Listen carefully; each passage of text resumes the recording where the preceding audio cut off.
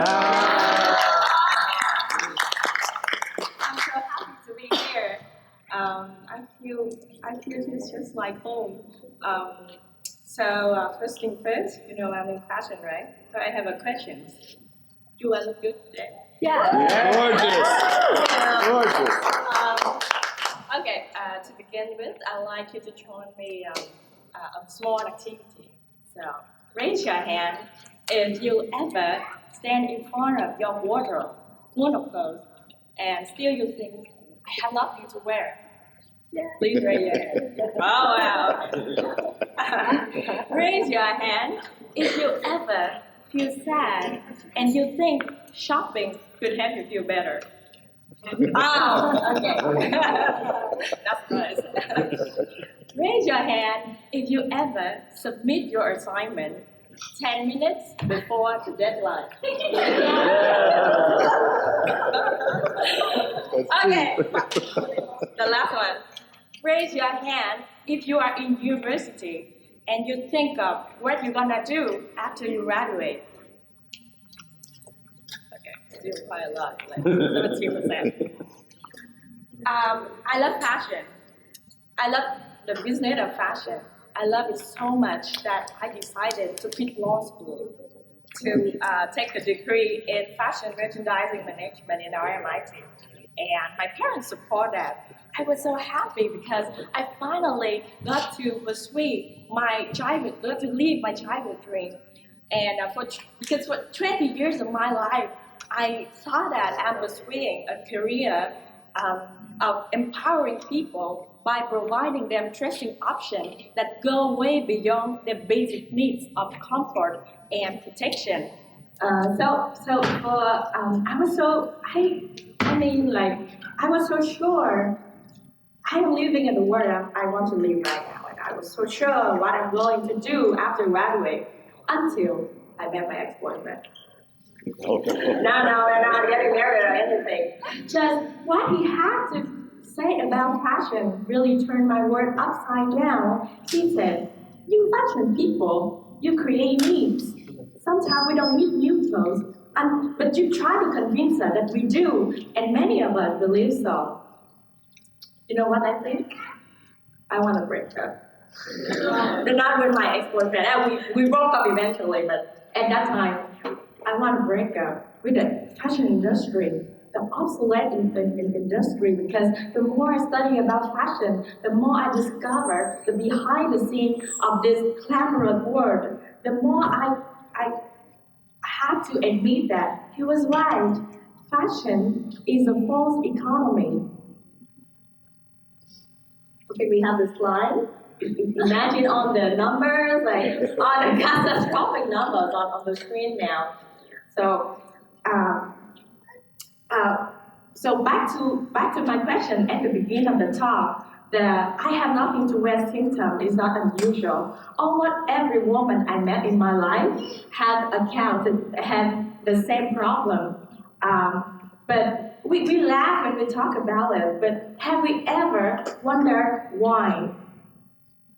So this is the major cause of this problem is because fashion purchase at this point is still purely emotional decision. We constantly buy clothes that we don't need just to throw them away after 2 or 3 times of wearing it for a special event or for a social media picture. We keep adding up to our wardrobe the clothes because of their trendiness and the cheap price. And who would keep a fixed clothes nowadays when it costs you only a few dollars to buy them? This industry is bad because it keeps telling people to buy clothes that they don't need and throw them away very quickly, just to let the new stuff in.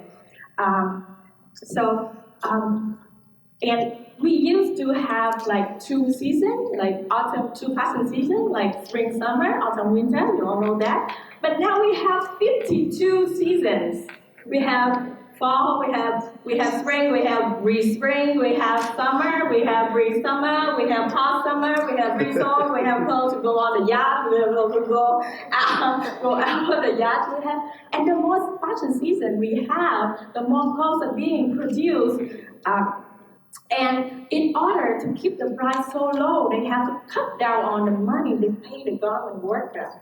The truth is so hard to swallow, but fashion is the industry driven by overconsumption and underpaid workforce. The textile industry is second to oil. The textile industry is the largest polluted industry in the world, and it's extremely wasteful. Why? Because not a large amount of renewable resources are extracted to produce clothes that wear for a very short time, and then after which the material is sent to landfill or the ocean or being incinerated. 20,000 liters of water is the amount of water used to produce 20,000 to produce only 1 kilogram of cotton, with equivalent to only one basic t-shirt and a pair of jeans. The fashion industry also accounts for 10% of the total global gas emission, and 20% of the wastewater because of its long supply chain and its energy-intensive production. So, if we let this continue, in 2050, which means like 30 years later, the negative impact of this industry on the environment will be potentially catastrophic. So what can we do about it? For years, I have the opportunity to meet a lot of cool people, a lot of fashion professionals that do cool things to change how this industry works and how business is done. And I also see how organization and educational institutions come into action. At RMIT, I got to learn a lot about fashion sustainability. Okay, so now we have the slide with the 3 circles, the triple bottom line. You can Google it later if it's not up here yet. So sustainability in fashion means an approach that integrates commercial, social, and environmental impacts, the triple bottom line. I also have a friend who spent all her life, she's got the privileged education from the UK, but she decided to go back to Vietnam, and she dedicated her whole life to clean up her fashion supply chain, to go up north to teach the minority people how to do sustainable fashion. You know, it's so crazy for me, and it's so inspiring because she even didn't speak their language. Her goal is to, she do all that in order to produce a fashion, 100% ethical and sustainable fashion label. So in 2017, I was in retail management. I was in fashion retail management course. But oh yeah, we have the circle. So this is the triple. Great. Okay, but sorry. Can we go to the next slide, please? Back in 2017, I was in my fashion retail management class. For the last assignment, I was given $500,000 on paper, of course. So I can either choose to come up with a plan for retailing some foreign fashion brands in the Vietnamese market, and I can choose to create my own brand. Thanks to the education that I got from my respectful lecturers and the rising wave of sustainability, I came up with something that 2 years later become Coco Dressing Room. It is a small and young company of 7 people who share the same dream. and a same ambition of putting the experience of shopping second-hand clothes in some old existing traditional market onto a more accessible and professional platform, and that both the seller and the buyer are protected by law and policy. Because I was so strongly inspired by the thread of model, its CEO, James Reinhardt, made a very good point at the Upfront Summit 2015 that the clothes that lying unworn in your closet actually have negative value because there is a cognitive tax.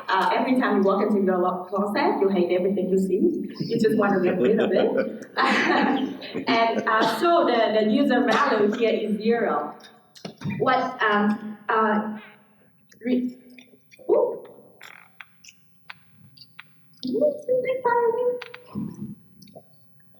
Oh, I think we have different lines here and here.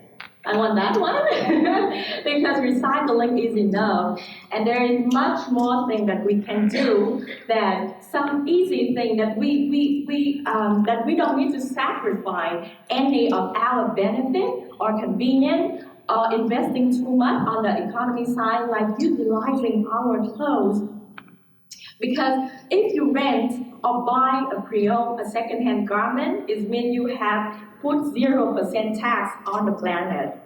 Since it requires zero energy to produce a new one, and it also had to reduce the amount of non-biodegradable items that go into the landfills, because like some synthetic fiber polyester, it's just like the plastic bottle, it doesn't go anywhere. So what we're trying to do is we want to replace the linear take-make-disposal system by a business model that aligns with the principle of a circular economy. But the question is, if it is so good, then if sustainable fashion is so good, then why aren't all fashion businesses doing that? And another question I kept being asked a lot of times is that, who's gonna buy from the brand?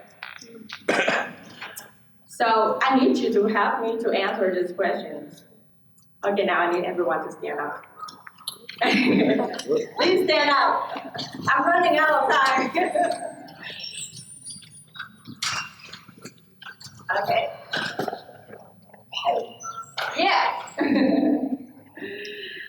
Now, if the clothes you are wearing are made from organic or recycled material, you can sit down.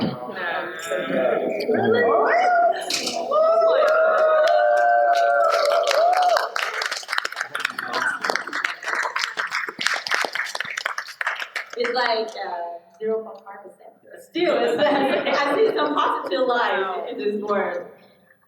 If you know how much money the people who make your clothes earn per month, you can sit down. Oh my.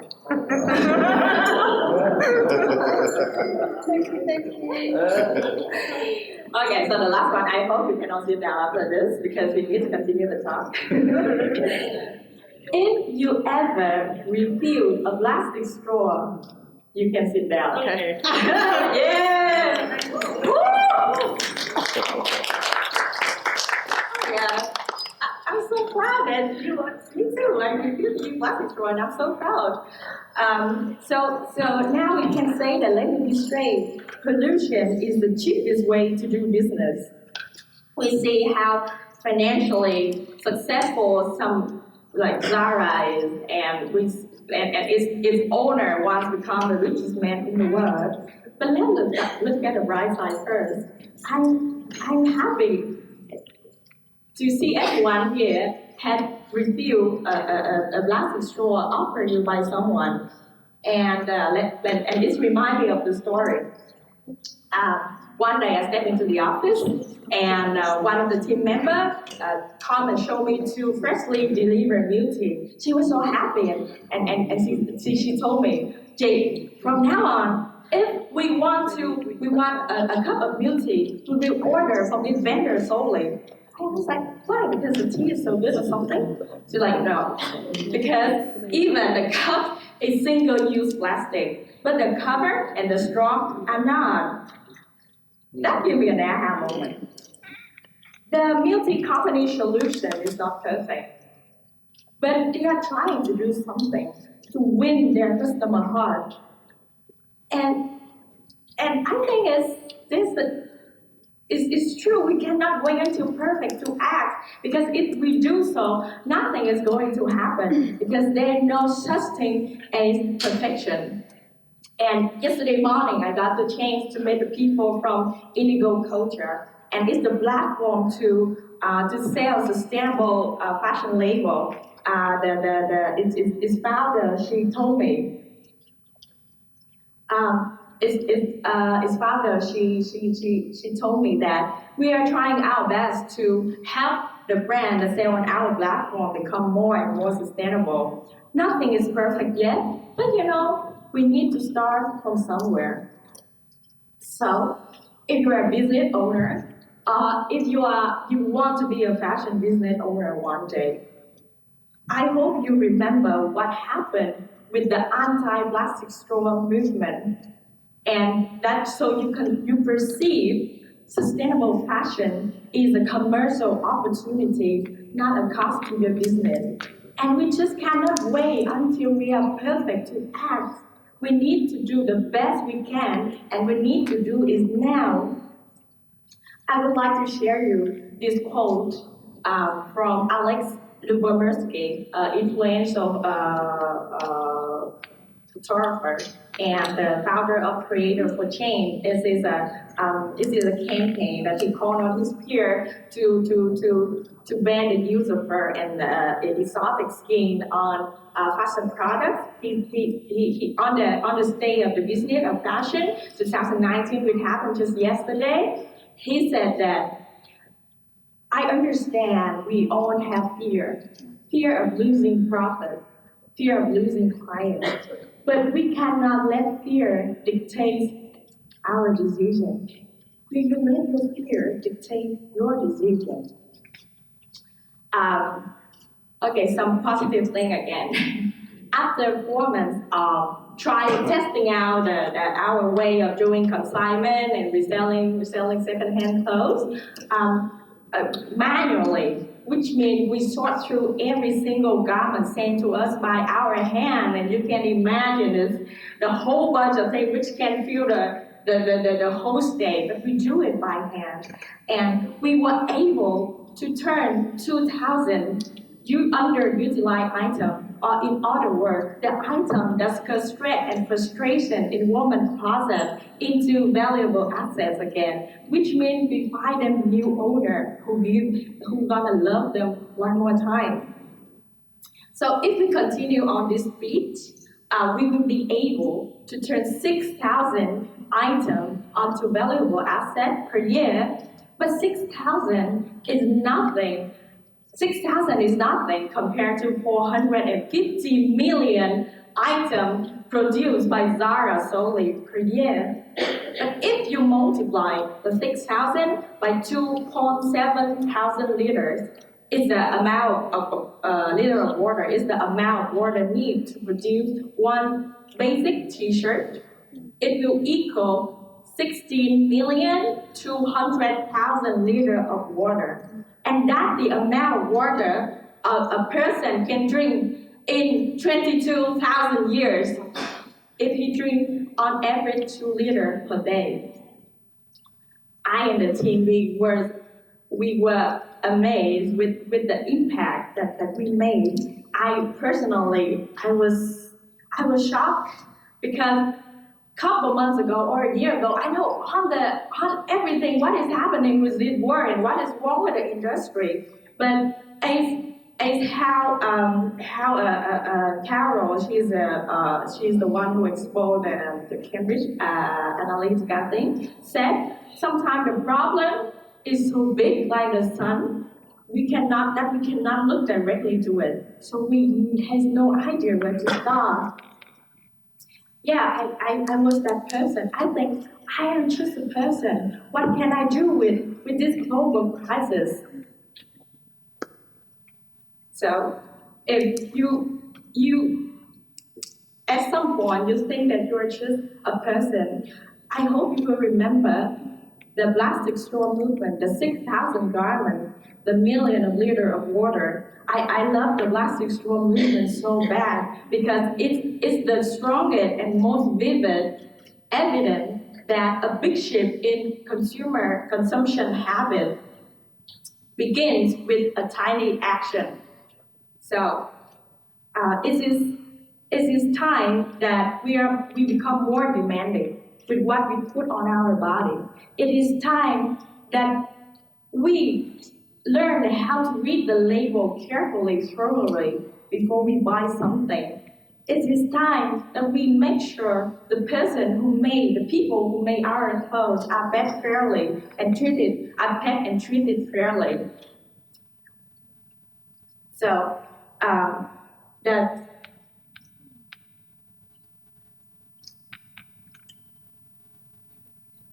So I learned this from a fitness coach. So I used to do the 6-minute workout every morning on YouTube because it's so easy to do. It's just 6 minutes, you know. I'm lazy too sometimes. But what he got to tell me really really empowering. He said that don't say that I just do 6-minute workout today.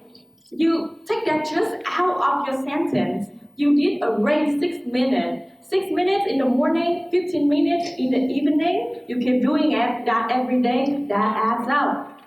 So now what we can do is take that just out of the sentence.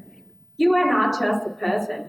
You are a person. And you might know 1 or 2 people in your life. And you might have millennial, more than 1 or 2 social media. You have a voice. So it is time to go out there and speak up. You just need to do exactly what you have done with the straw movement. We have done a very good job with the straw, with the plastic straw. Now we can move forward with our clothes because you know what? We can only expect to see real and meaningful changes on a bigger scale if we stop underestimating our power as individuals to change. Your power comes with your spending power, comes with opportunities, because there will be the material supplier will never go greener if the fashion designer don't ask for it. The fashion designer cannot create any fashion for good if the CEO don't let them do so. And the CEO of the big company will never make any ethical or sustainable change within the business if the cashier counter to prove that consumers to prefer that cheaply made garments. So you, as individual, have the power to change just from shopping more mindfully. And this I'm running out of time. I have to go. But this final word, I want to give it to our generation, millennial. I am so proud to be a millennial and I'm so proud to be here today. I believe that millennial is not just a generation of selfie, of meme culture, and of the anti-plastic straw movement. I believe we are part of a bigger movement, and we are the generation of change. Thank you very much.